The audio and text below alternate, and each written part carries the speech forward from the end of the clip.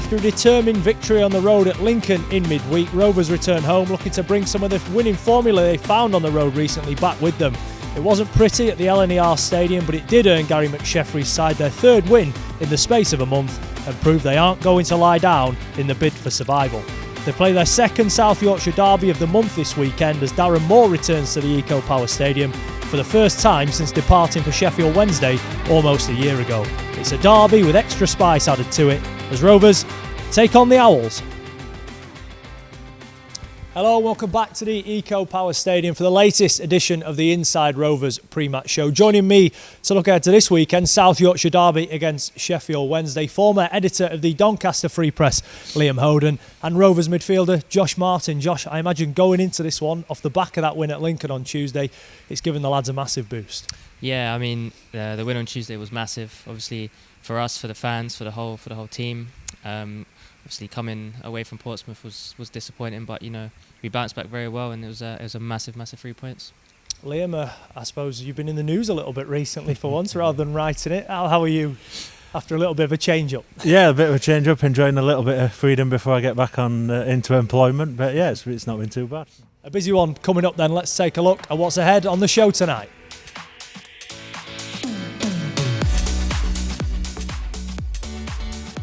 Josh talks us through how he's finding his loan from Norwich. We'll look at the highlights from the win at Lincoln. Gary McSheffrey talks going up against Darren Moore.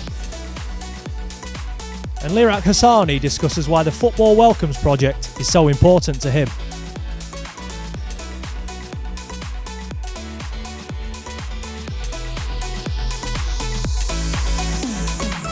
Josh, it's been almost a month now since you signed on loan with Rovers to the rest of the season. You probably played more games in that short period than you got at MK Dons in the first half of the campaign. How nice has that been for you to properly establish yourself at this level? Yeah, I mean, it's been amazing coming here and being able to play here. It's been really good for me. Each game it's been a good learning point for me, and I've just come in and tried to do what I do best and help the team as much as I can. Within a few days of signing for the club, you were back at MK and it was the first away win of the season. What an introduction to life at Doncaster Rovers. Yeah, I mean, it was obviously a sweet victory for me and obviously for everyone here. I mean, we go into every game, hungry and motivated to win. But for me, that game just had a little bit of a sweet touch on it just to get the 3 points. But every single game is massive for us, and especially position we're in, we need to get as many 3 points as we can. You've been used in a couple of different positions by the manager since coming in, of course wide left to start off with, and then particularly at Sunderland you seem to drift into more of a central role. Would you say that perhaps that central role is where suits you best, where you can just drift into little pockets, and as we saw for Rio Griffiths' goal, you found the pass as well?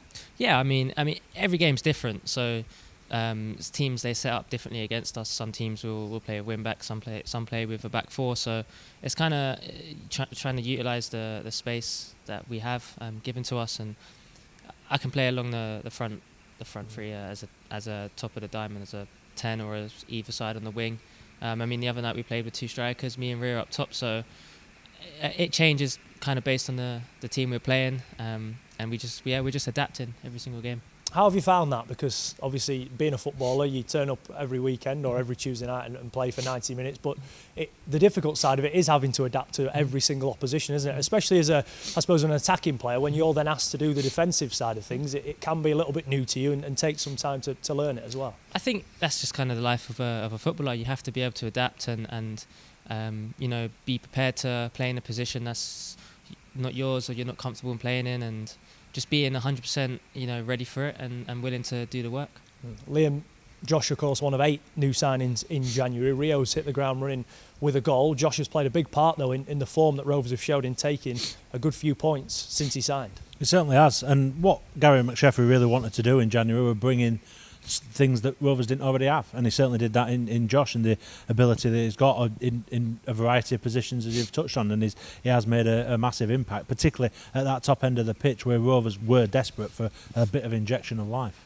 Josh, it hasn't all been plain sailing. There's been setbacks for the team even in the short period you've been here, but they've always found a way to respond. Do you think that's because it is largely a very young group, so there is that enthusiasm of we want to be playing football every week. It's just the joy of playing the game, that there isn't really that pressure of, oh no, we've just been beaten. It's all about, right, we're playing again on Saturday, let's go again and get a win. Yeah, I think the group of lads we have here, all the staff, we're all a group of winners.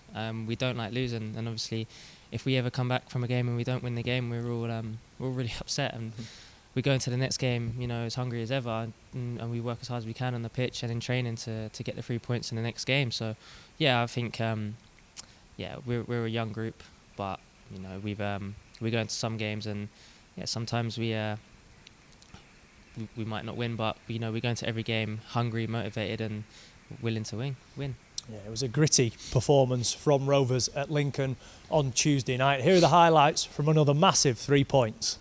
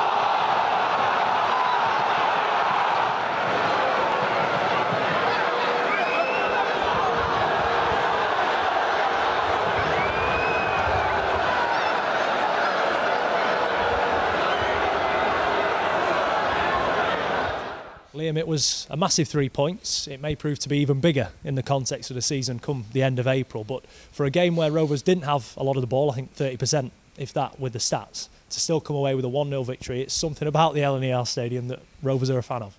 Yeah, I don't think Lincoln will be looking forward to the next time Rovers turn up there, but just a, doggedness, resolve. That's exactly what Rovers produced on the night, and it's laid that groundwork to go on and win the game, get something from the game, but go on and win it ultimately. So a really, really hard fought and well earned 3 points.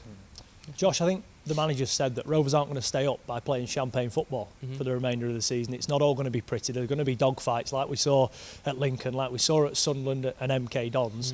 What was it like going through that game? Obviously, I think the manager will admit he set you up to frustrate Lincoln, didn't he? Even yourself and Rowie were dropping deep and trying to win little second balls here and there. But once you get to sort of 55, 60 minutes, it's still goalless. Is that when you start to sense a little bit of, all right, we're still at 0-0, there is an opportunity here to go and win the game, never mind draw it?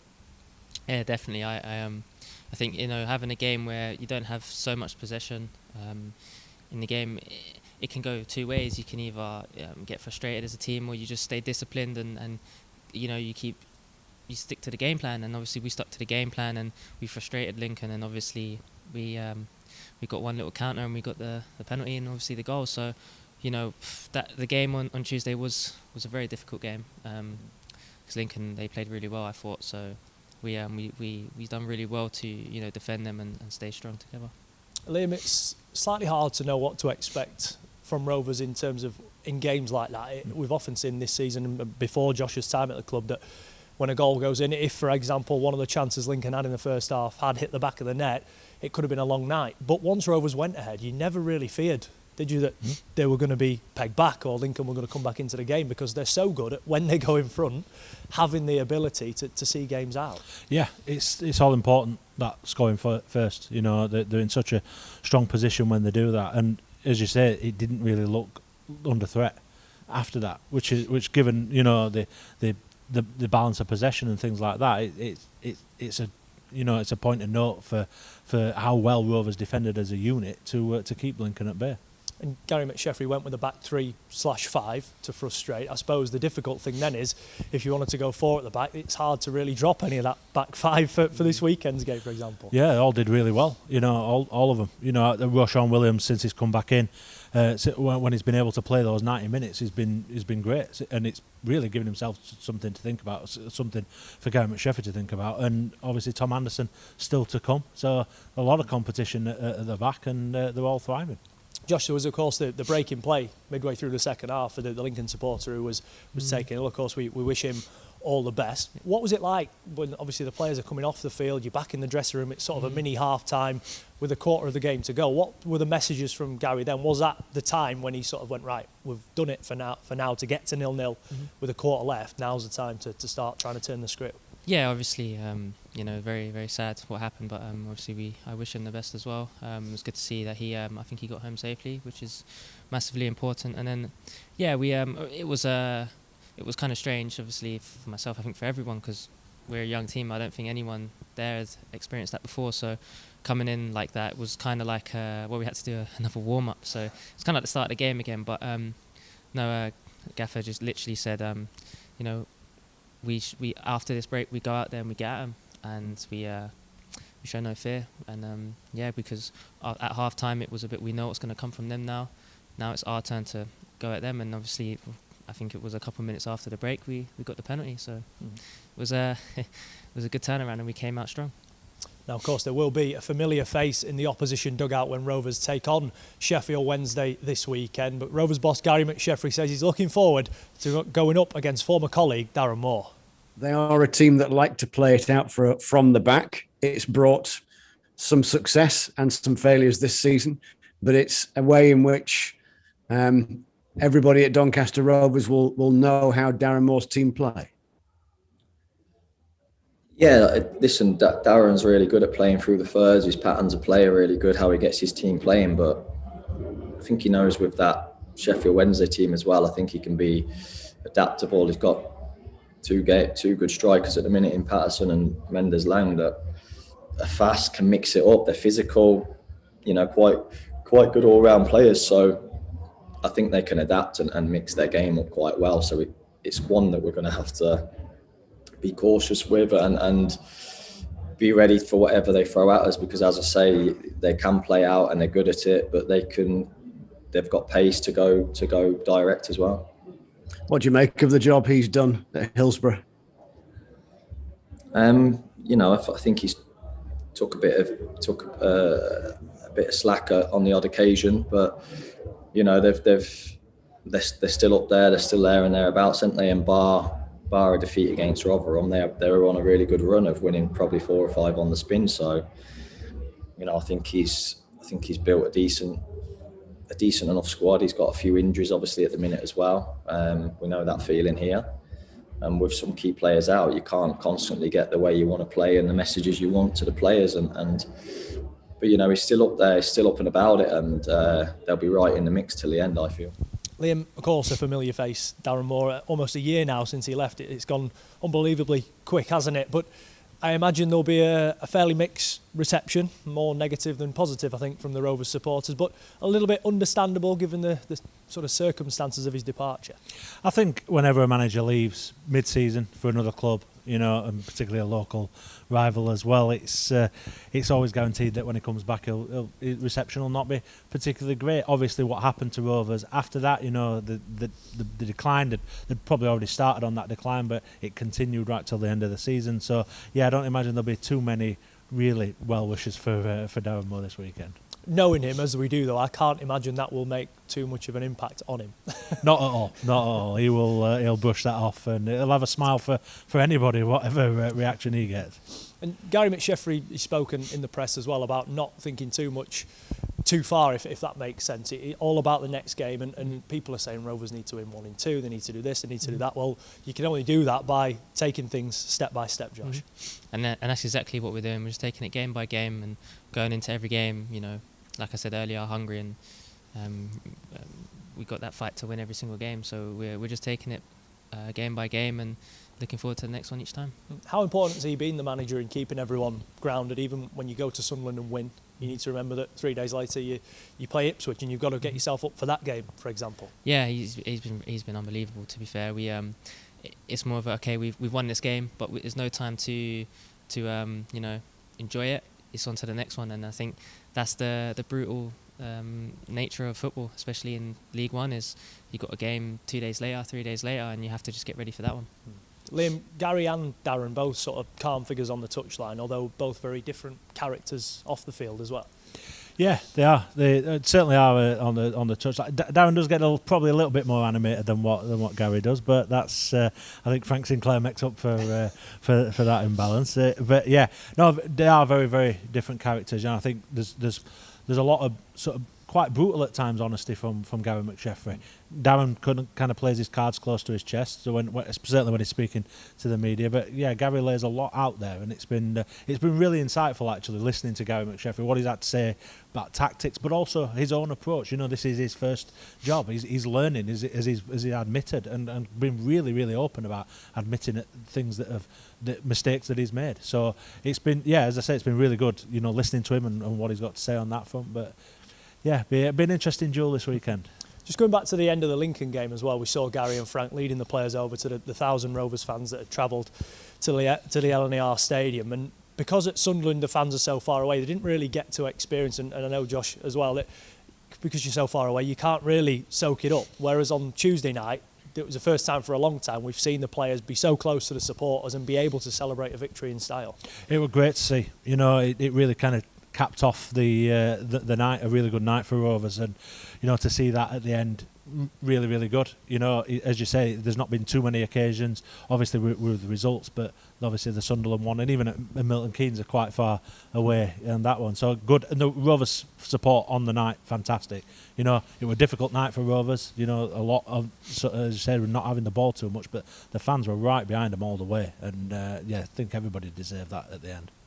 Yeah, now the Club Doncaster Foundation have been running football sessions for people seeking asylum since 2018. Lirak Hassani, whose family came to the UK from Kosovo during the Kosovo War, knows more than most the value of these projects.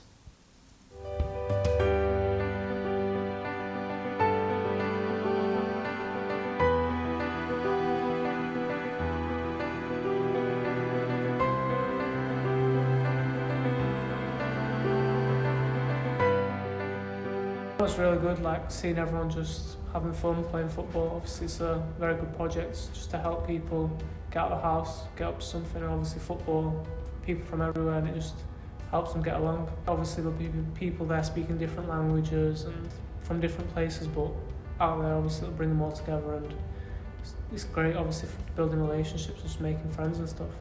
My parents came to England seeking asylum in 1999, so obviously I myself was born here, but they went through something similar, and obviously projects like this obviously massive help to families like that, like mine.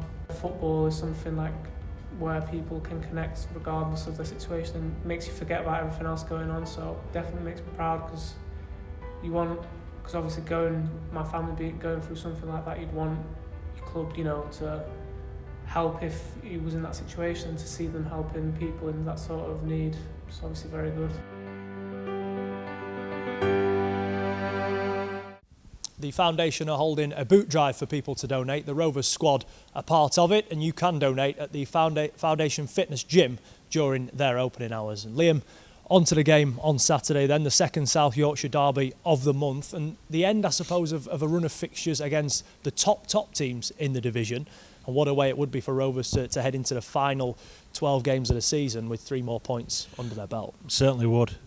We've seen how much these recent wins against the top teams have sort of galvanised this survival push, really. And, all of a sudden, looking at that league table after the game on Tuesday night, it made a lot more, promising reading from that one. So to end this run against obviously one of the form teams in the division as well, up until their defeat last weekend against probably the 4 team in Rotherham.